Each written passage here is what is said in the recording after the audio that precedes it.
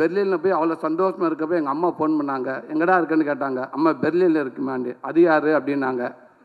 அவங்க படம் பார்த்துட்டு இந்த படத்தை இவளுக்கு சொல்கிறப்ப தெரியல, இதை விட எனக்கு வேறு என்ன வேணும்னு தெரியல.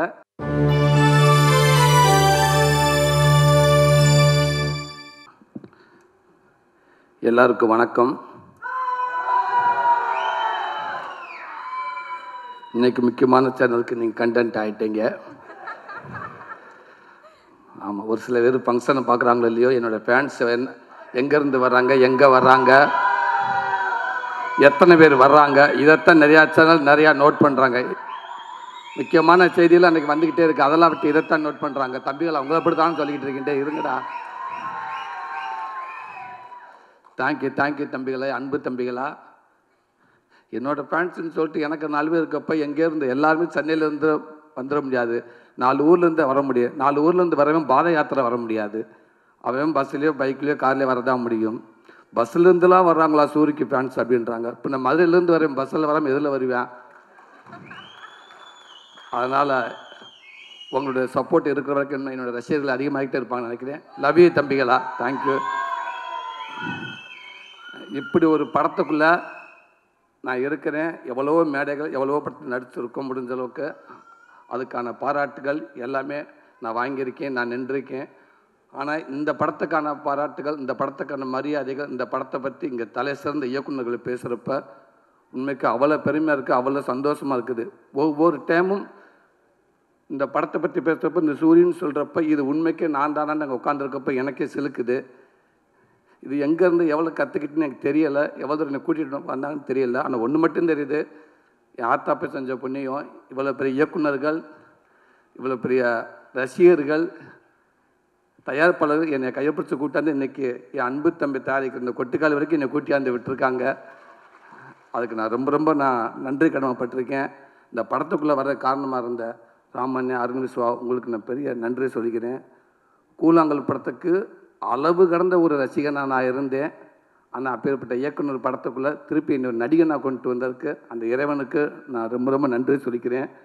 இந்த படத்தை அத்தனை பேரும் தலை சிறந்த இயக்குநர்கள் எல்லாமே அந்த தியேட்டரில் போட்டு காட்டுறப்ப அவ்வளோ பதட்டத்திலேருந்து, எப்படி சமீபத்தில் அமெரிக்காவுக்கு போகிறப்ப அந்த வீசாவுக்கு போகிறப்ப ஒரு வாரமாக நான் தூங்கலை.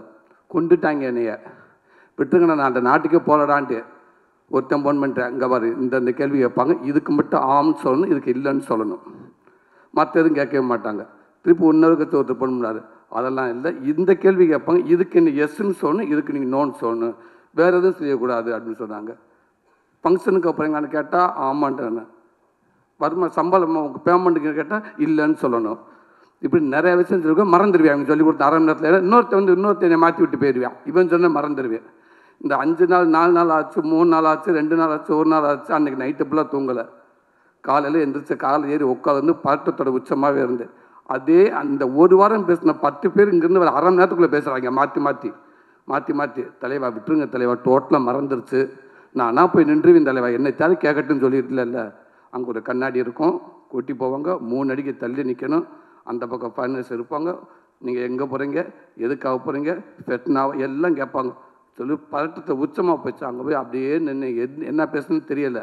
எனக்கு முன்னாடி ஒரு நல்ல பயங்கரமாக பிரில்லியண்ட்டான ஒரு அம்மா போய் நின்றுச்சு. அவங்க கேட்குற கேள்விக்கு அது பயங்கரமாக ஒரு மாதிரி பதட்டமாகிடுச்சு. நான் அப்பயே முடிவு பண்ணிட்டு, இந்த அம்மாவே போல் பதறது, நம்ம வந்துட்டு ஒரு செகண்டில் வெளில தூக்கிப்பட்டு போயிடுவாங்க நம்ம பையில் அப்படின்னு நினச்சேன். 4 வார்த்தையும் கேட்டாங்க. அவங்க சொன்ன மாதிரி கரெக்டாக ஆமான்ட்டேன். ஆமாம் எஸ் ஃபங்க்ஷனுக்கா எஸ், பேமெண்ட் நோ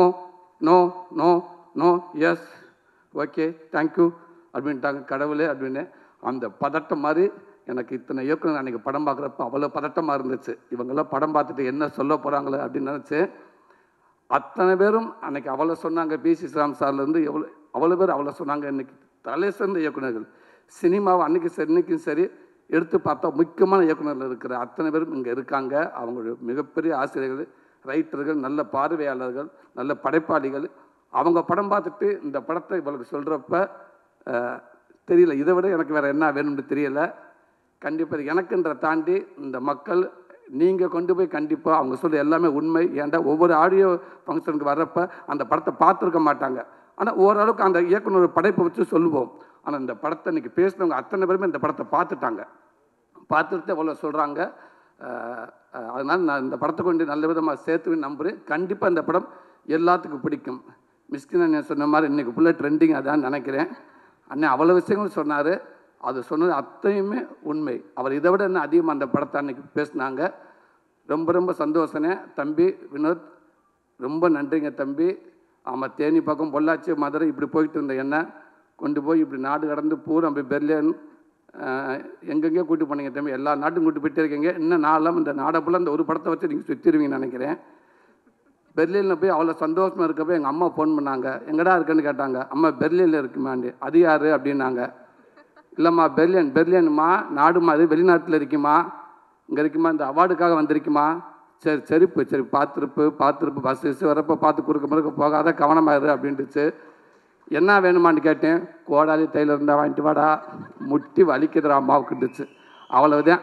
அந்த தாய்க்கு அதான் தெரியும், அதுக்கு வேறு எதுவுமே தெரியாது.